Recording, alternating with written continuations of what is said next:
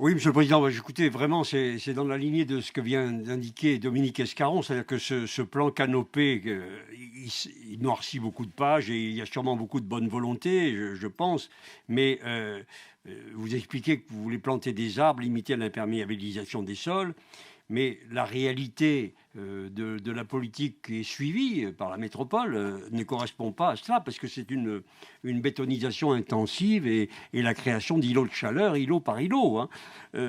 On dirait qu'on veut habiller de vert le béton pour cacher la réalité d'une politique qui, elle, est sur le terrain. Il vaudrait mieux faire moins de béton, on aurait moins à végétaliser. Parce qu'en réalité, quel est le problème qui se pose? Et Dominique Escaron, quand il cite la presqu'île, c'est un très très bon exemple. Parce que voilà une presqu'île qui correspond au PLUI que vous avez voté, qui va donner 1 mètre carré d'espace vert par habitant. Il va y avoir 15 000, 20 000 habitants, et il y a un parc de 1 hectare. Bon, voilà la réalité. Alors comment voulez-vous que... Je ne sais pas si on pourra mettre quelques arbres, il y en a quelques-uns, il y en aura, mais il eût mieux valu tout de même y réfléchir avant. J'ai toujours connu ces justifications de densification qui remontent très loin. D'ailleurs, dans les années 70, c'était pas pour aujourd'hui, c'est pour éviter l'étalement urbain. Dans les années 70, c'était pour avoir des services sociaux concentrés, il fallait beaucoup de monde. Il y a toujours une raison pour densifier massivement, et pourtant ça arrive au même résultat. Je veux dire, regardez Vigny-Musset, De Beaune, avant la presqu'île. Hein, Émilie Chalas a cité l'esplanade de Beaune.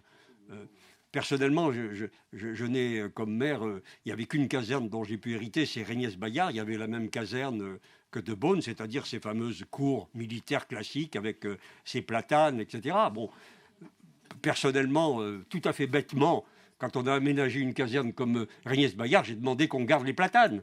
La première mesure qui a été faite pour de Beaune, c'est de les raser. Je veux dire, il y a quand même un problème. Moi, j'ai dit à partir des platanes, créons un parc. Hein, et on a créé un parc de 5 hectares et demi. Et il y a eu dans une tradition de créer des grands espaces de respiration, Bachelard, Mistral, etc. Et il n'y a plus rien aujourd'hui.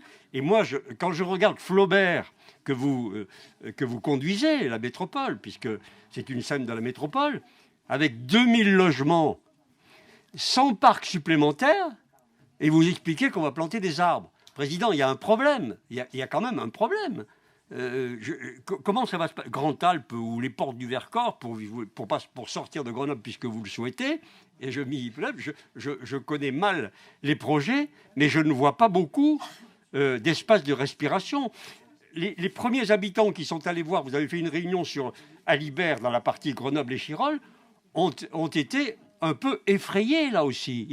Les premières réactions sont négatives parce qu'il n'y a pas de volonté réelle de créer, au préalable des projets urbains, des espaces de respiration. Le journal du dimanche, dimanche dernier, a publié le classement annuel des villes et villages de France sur la base de 187 critères.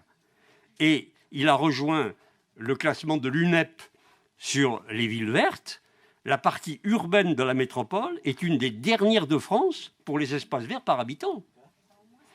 De ce fait, en matière de qualité de vie, eh bien, puisque c'est un élément clé, notre centre de métropole recule. Alors, moi, ce que je voudrais vous dire, Monsieur le Président, c'est que les 10 pages de ce document indiquent, et je ne remets pas en cause la bonne volonté, expliquent que vous allez tout faire pour garder les arbres, les grands sujets existants, etc., que vous allez en planter. Mais le problème, c'est que le plan d'urbanisme que vous avez voté, qui est en face de ça, il est densificateur et il y a même des minimums de densité imposés dans certaines rues.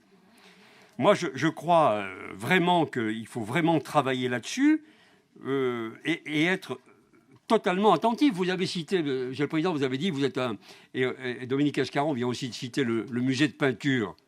Le musée de peinture, quand nous l'avons créé, nous avons créé une petite place devant la place Lavalette qui n'existait pas, avec des arbres et du verre. Et puis, il y avait des platanes de l'avenue Maréchal Randon vous savez ce que c'est, comme maire, j'ai demandé au préalable qu'il soit préservé. C'est pour ça qu'il y a des trous parce que dans l'architecture du musée. Il y a des trous dans la toiture pour que les arbres soient sauvegardés. Je veux dire, c'est quand même une attention. Ça veut dire que dans les projets urbains, il faut prendre en compte ça. Et je voudrais vous citer, par exemple, Monsieur le Président, l'autopont. L'autopont que vous venez de détruire, il y avait une très très belle rangée d'arbres. Très très belle. Avec des arbres anciens. Je ne vois pas pourquoi, dans la démolition de l'autopont, il n'était pas possible de dire qu'on garde les arbres. Ils ont tous été rasés. Pourquoi ? Je veux dire, moi j'ai vu, place de la Gare, vous avez créé une autoroute à vélo, il y avait des magnifiques cerisiers du Japon qui fleurissaient tous les printemps. Ils ont été détruits alors que 5 minutes d'attention d'un élu montraient qu'on pouvait faire passer l'autoroute à vélo en gardant les arbres. On a eu la même situation dans la piscine Jambron, où les arbres ont été rasés pendant les travaux.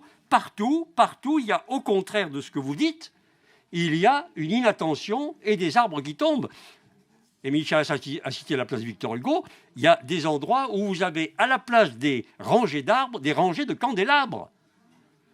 Je veux dire, c'est quand même fort de café. Et je voudrais vous citer un autre exemple, par exemple, qui devrait figurer dans la délibération. C'est sanctuariser les parcs existants.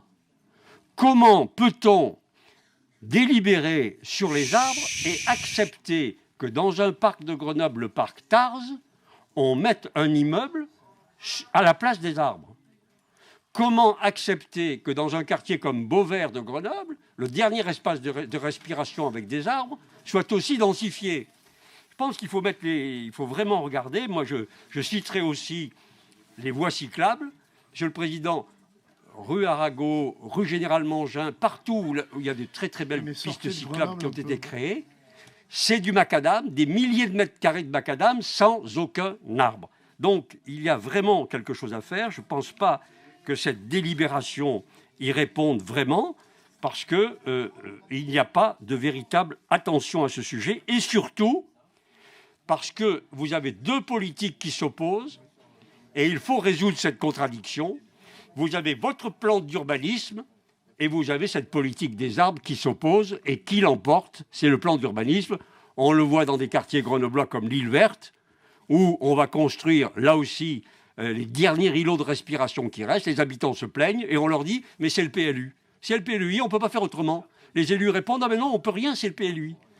Il faut, cette contradiction-là se posera. Si on veut vraiment une ville verte, si on veut vraiment une métropole verte, si on veut vraiment reconquérir des espaces pour lutter contre les îlots de chaleur, si on veut vraiment lutter contre le réchauffement climatique, il faut vraiment changer de politique sur tous ces plans-là, parce qu'autrement, cette délibération ne nous semble pas y répondre.